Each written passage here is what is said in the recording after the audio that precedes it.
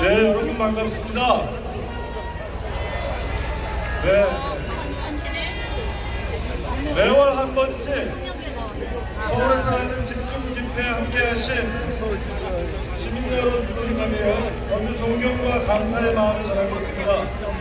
이 자리에 우리들이 윤석열 정권과 가장 치열하게 또한 가장 용감하게 싸우는 최전방의 전사들입니다. 맞죠? 우리들이 저항의 끈기와 저항의 근력을 대표합니다. 우리들이 퇴진 명령의 물리적 근거이자 국민 주체입니다. 우리가 오늘 토요일 오후 귀중한 시간에 이 자리에 나와 있는 건 우리 나라에 대한 식지 않는 사랑 때문입니다. 우리의 사랑은 공동체를 향합니다. 공익과 정의를 향합니다. 그래서입니다. 우리한테 가장 소중한 존재 누구입니까? 바로 옆자리에 계신 분들 아닙니까? 동료 시민들입니다. 나쯤이야 하는 마음을 극복하고 오늘 이 자리에 나 하나라도 라는 마음으로 나와 앉은 우리들 자신입니다. 서로 격려하시고 서로 인사 나누십시오. 서로 덕분입니다. 덕분에 힘납니다. 우리가 함께해서 이깁니다. 라고 인사하시기 바라겠습니다. 오늘 우리가 공동탄의 연대, 정의의 연대를 하고 있다면 부패의 연대, 악의 연대를 하는 자들이 있습니다. 최근에 그것 중에 하나만 들어보십시다. 여러분 이동관 아시죠? MB 홍보수석하고 윤석열 언론 특보하는 사람입니다. 이 사람은 MB 홍보수석 할 때 국정원을 자기 조업 다루듯 이용하며 언론인 블랙리스트를 만들었던 사람이었습니다. 이 사람 아들이 또 학교 폭력을 했답니다. 근데 놀랍게도 2016년 이동관 아들의 학교 폭력 사안을 최초로 수사한 검사가 손준성이었다는 겁니다. 이 보도를 접하는 즉시 저는 악의 연대를 떠올리지 않을 수 없었습니다. 손준성이 누구입니까? 악명 높은 고발 사주 사건 검사입니다. 맞죠? 판사 사찰 사건 작성 검사입니다. 검찰총장 시절 윤석열의 오른팔입니다.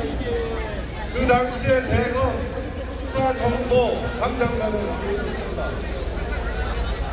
손준성이는 공수처가 기소해서 형사재판을 받고 있습니다. 그런데 아직도 서울고검의 성무부장입니다. 두 달 전에 모발 사주 사건을 대검에서 감찰을 잡히고 했는데 무혐의 판정받았습니다. 그래서 얼씨구나 하고 징계에서도 무혐의 결정이 났습니다. 여기 계신 민주당 의원님들에게 요구합니다. 이런 자를 어떻게 고검 송구부장에 앉혀놓을 수 있습니까? 이런 자는 어떻게 해야 됩니까? 탄핵해야 합니다. 바로 탄핵해서 국민의 요구를 이행해야 된다고 생각합니다. 이동관이 방송 장악위원장 자리에 내정됐다는 겁니다. MB 이동관, 윤석열, 손준성, 시궁창 악취 냄새가 진동하지 않습니까? 이동관 방송 장악위원장 시켜야 됩니까? MB 청와대 국정원 사리와 국정원의 국내 정치 관여, 블랙리스트 작성 이런 것을 직권남용죄로 처벌한 게 누굽니까? 윤석열이었습니다. 근데 그 주범 이동관이를 다시 방통위원장 시키겠다고 하고 있습니다. 개판도 이런 개판이 없습니다. 여러분 여기서 우리 잊지 않아야 합니다. 윤석열은 수사방해, 감찰방해, 판사감찰로 정지 2개월 징계 처분을 받은 권력남용 검찰총장이었습니다. 본부장 비리 의혹을 제기해온 정치인과 언론인을 고발 사주한 권력남용 검찰총장이었습니다. 감찰방해, 수사방해로 똘마니 한동훈을 봐줬습니다. 다시 고발 사주 사안에서 감찰 무혐의 징계 무혐의로 똘마니 손준성이를 봐줬습니다. 여러분 이 두 사람 어떻게 해야 됩니까? 네, 탄핵시켜야 합니다.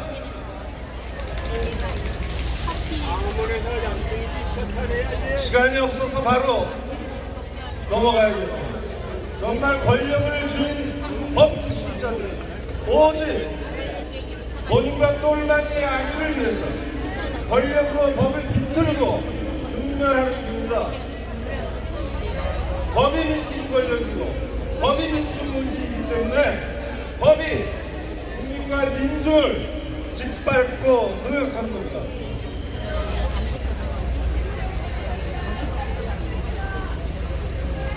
이제 더 이상 본인과 부인 장모, 한동훈 선수 등 모범들의 잘못을 사법적으로 은폐하고 무혐의 주고 무죄 주기 위해서 검경을 사유하고 법치를 뉴스거리로 만드는 이 작태를 용납해서는 안 됩니다. 그러고 보니까 윤석열이 대한민국 1호 법치 오염원입니다. 마침 오늘 집회의 구호가 윤석열이 오염수다인데요.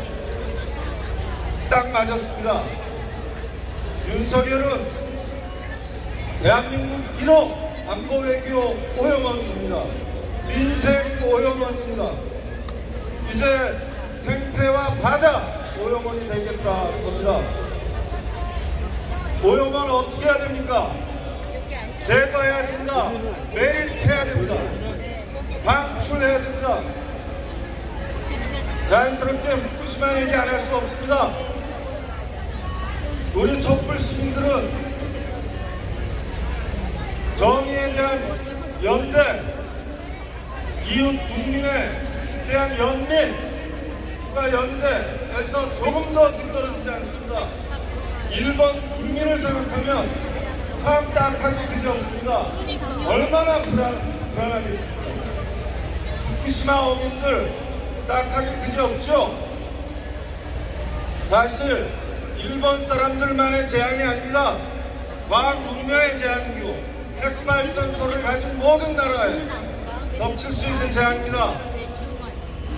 글로벌 이슈이기 때문에 일본이 홀로 고민해서도 안 되고 홀로 짊어져서도 안 됩니다.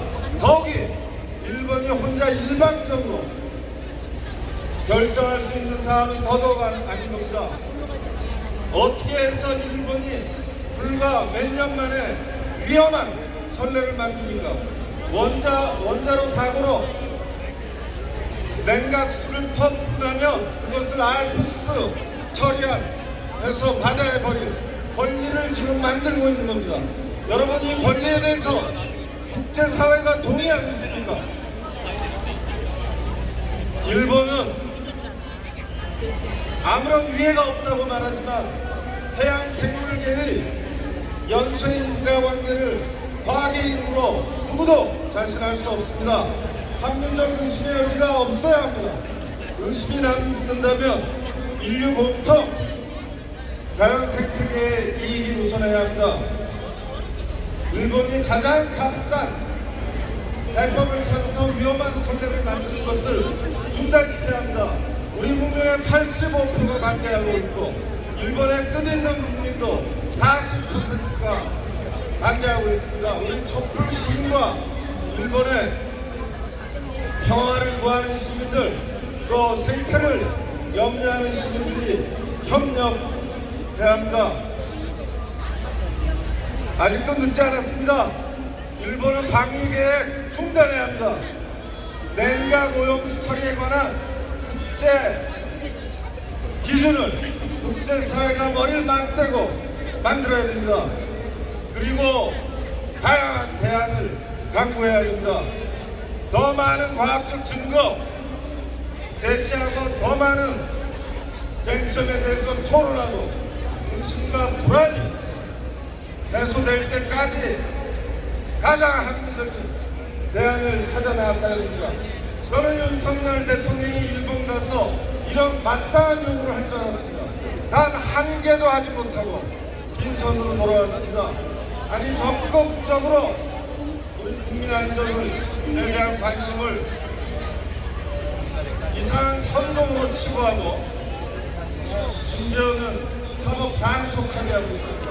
이 윤석열 정부가 이미 와락 30점 되는 일관에서 불신임 받았습니다.